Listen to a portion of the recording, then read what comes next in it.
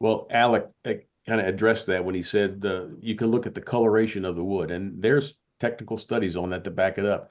If you take wood and subject it to inundation in water, repeated wet, dry, there's a certain amount of days it's going to turn black.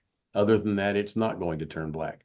And there were some other wood that was involved in the study. Alec, help me out. Did they do press board in there, or what am I trying to think of? I think it was the particle board.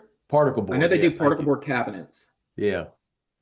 And, you could tell by the degree of degradation of the cabinet, uh, how long well, I shouldn't say how long, but let's say the minimum amount of time that it was there. If it's completely degraded, the study said it would be at least 120 days, so more than 120 days. And if it wasn't completely degraded, it would be less than 120 days.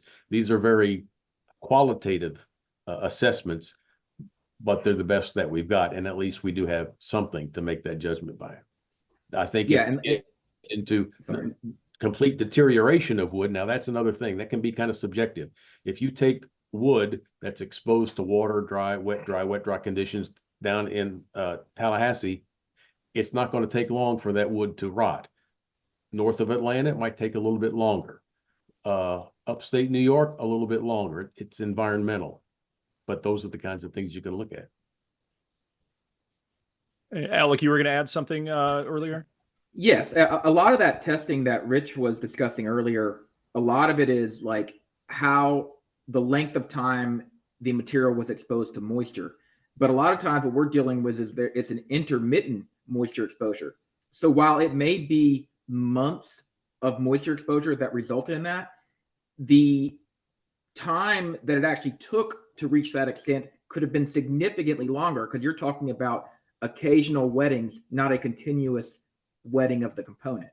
So there's lots of various,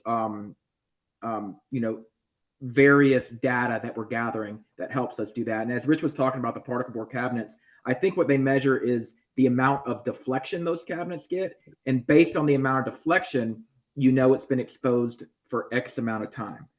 Same thing with OSB. OSB obviously degrades much quicker than like a plywood or a solid wood board. You have to know your various components and how they react to the moisture.